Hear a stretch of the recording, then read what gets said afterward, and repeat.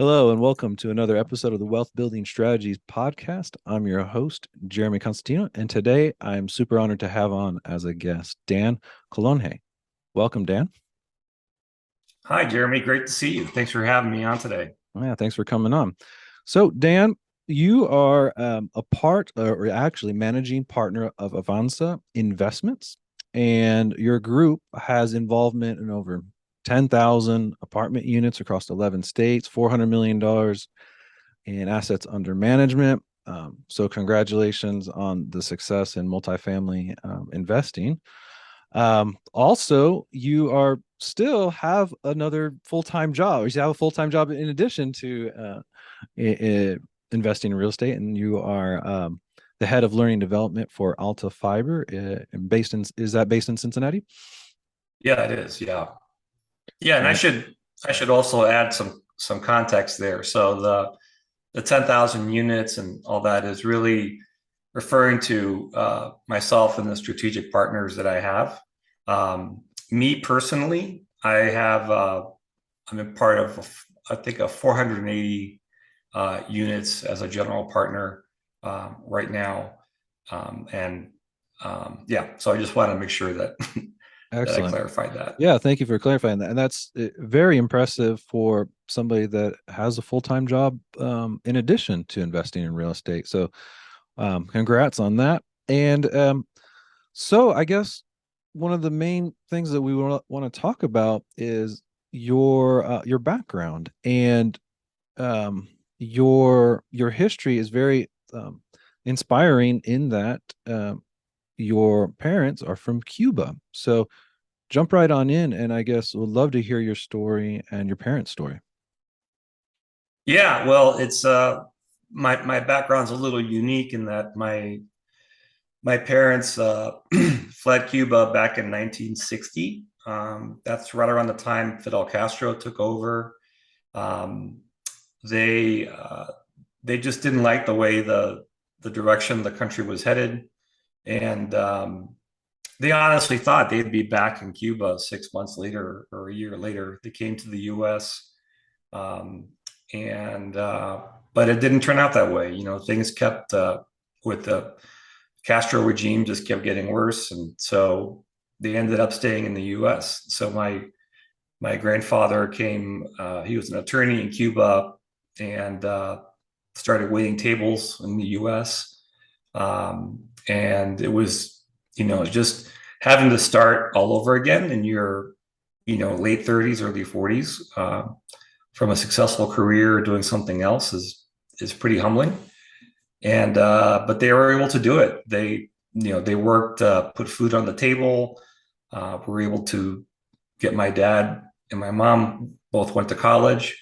Um, and and that example of the work ethic and what they did to get to this country to make success of their lives was really, to me, now that I'm the age that I am, is really inspiring because I can really see, what I can appreciate what it was that they did to try to make a life in this country. And so that's something that's always something really that I've resonated with a lot in my life. What are some of the, I'm sure your parents have some stories through the transition. I guess what were some of the things that stood out that you remember your parents telling you about the transition? Yeah, like one funny thing that my dad would has told me that he recently told me the story that they went to a social services agency. They were in Miami at the time, and Miami right now is known as, there's a lot of Latin Americans and Cubans there in Miami, but back in 1960 there weren't. It was really, there were very few Hispanics back then, and so they at the social services agency they gave them food and they gave them peanut butter. And my dad was kind of puzzled. He's like, "What is this stuff?" It's like, "I've never seen peanut butter." And when he tried to eat it, he said, this is hard to eat." And he jokes that it wasn't until later that somebody introduced him to jelly, uh, but anyway, it's one of those things that you don't know when you're new in a country, and even though that's a sort of a lighthearted story, that the generosity of that agency meant a lot to my grandparents because they actually kept that jar of butter for decades as a reminder of what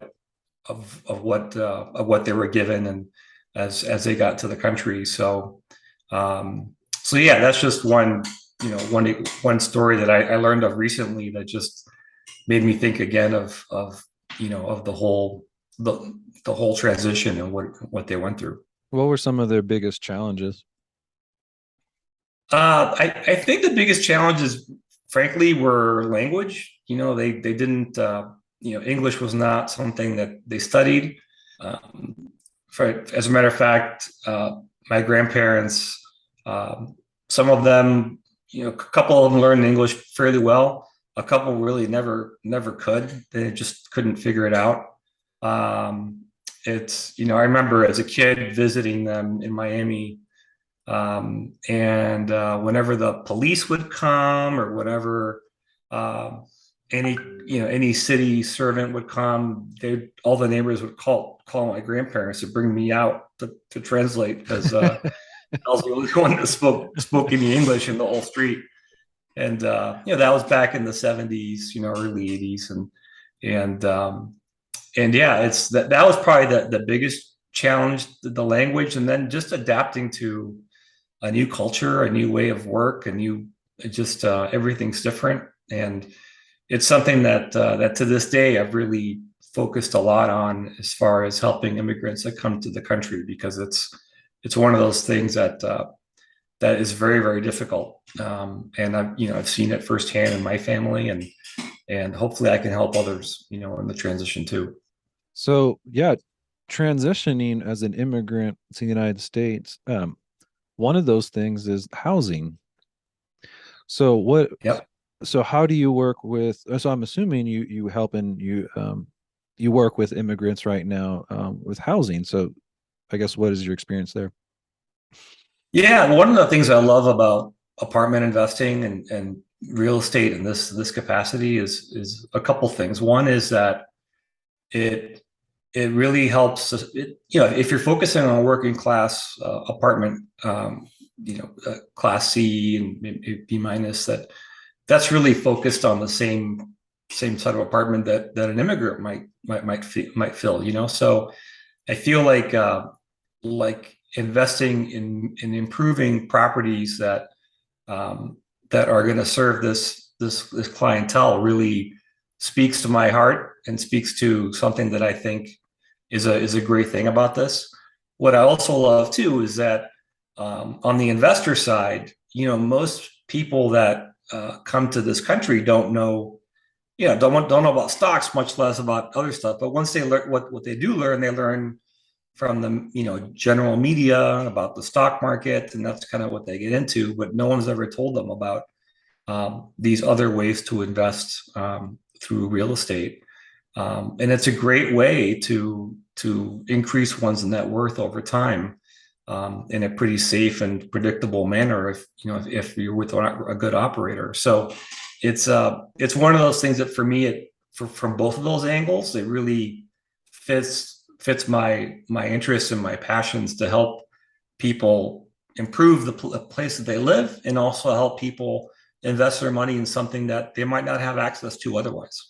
Fantastic. So Dan, if there's a listener on here that maybe they're listening overseas right now and they're thinking about making the move to come to the United States, what do you recommend they do for say they're listening to you and they say, yeah, I want to invest in real estate. So I guess what advice would you have for them? Yeah, if there's somebody that is overseas and wants to invest in real estate here, you certainly can do that. You don't have to live in the United States to invest in the United States real estate. As a matter of fact, there are a number of different international investors that have gotten involved in it, and it just takes a little bit more planning, a little bit more due diligence on the part of making sure that's done correctly. But it's not difficult. So how And does that's that something. work? So yeah, I guess how does that work? So let's say there's somebody in Mexico that would want to invest. So do they do they transfer the funds over in pesos, or how do they exchange it into dollars, or how does that work? Yeah, I haven't had too many international investors myself, but my understanding is the way it works is that the investor would open, for example, a U.S. bank account and deposit money into that account. Uh, they will potentially create a U.S. LLC, which would then, that would be their sort of U.S. Footprint, Yep, and then from there they can invest into the properties. Is my understanding the way it is. I haven't had a whole lot of international investors, so I couldn't really tell you for sure. that's good. That's fantastic. So even so, let's say they've made the move and now they're in the United States. What I'm hearing is they don't have to have received a green card yet, or they don't even have to receive citizenship yet. They could still go through the process of investing. Yeah, they can. They can. It's certainly doable, and it's one of those things where, again, if you don't have exposure to it, you just don't know. And most of the good, operators and people that manage these investments can set somebody up to do that. So that's certainly possible. That's fantastic. Fantastic. So what type of investments are you personally in? So we talk about multifamily. So where are some of your investments at? So the right now I'm currently involved in three particular investments. One is in Jacksonville, Florida, with about 110 units. There's an apartment complex there. The second is another apartment complex in Fort Worth, Texas, with about 120 units, I believe, if I'm not mistaken. And then in Atlanta, currently involved with a property with 76 townhomes in DeKalb, just outside of Atlanta. So these are all areas that have a strong urban population, more than likely also a large immigrant population as well, given the demographics of where they are. And yeah, these are all really strong markets right now. Jacksonville, Fort Worth, Atlanta are very strong. We see a lot of growth potential with these markets. Fantastic. So what are your goals over the next couple years? And do you want to stay in those three markets, or do you want to go somewhere else, or what's on the horizon for Dan? Yeah, I mean these markets are fantastic markets, and if I were just to invest in these, I think that'd be great.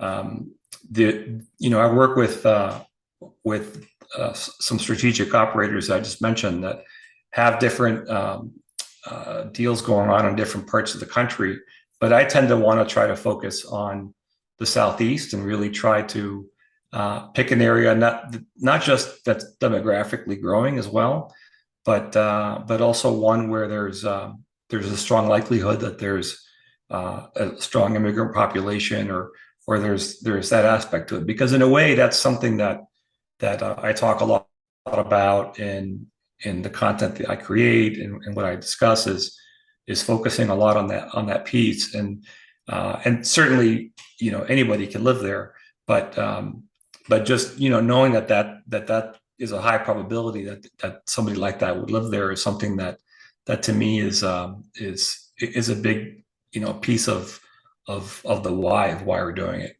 Fantastic. Great. Okay. So what other advice or thoughts do you have for the listeners? Maybe possibly some immigrant listeners. Any last bit of advice for them? Yeah, I would just say, listen to as much free content as you can. This podcast is a great way to do that.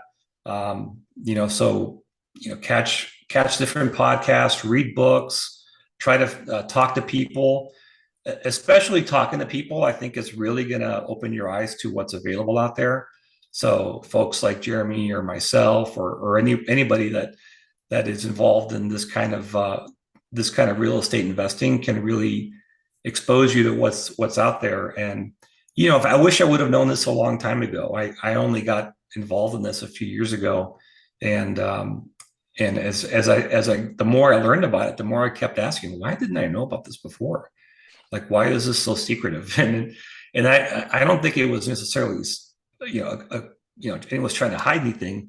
It was just that it's just an area that's not well known. And so, kudos to you for putting out this podcast and trying to get the word out about real estate investing and what the potential is. And yeah, so just learn and talk to somebody. I think for me that was the biggest thing. Was I read a lot of books and all that, but until I actually spoke to somebody that did it and it was in this industry, I started to really be able to get my questions answered and understand, wow, this really is a pretty good way to go for investing. And so I've tried to put a lot of my net worth into this now, and I'm very happy about it, especially with the way the stock market's going lately.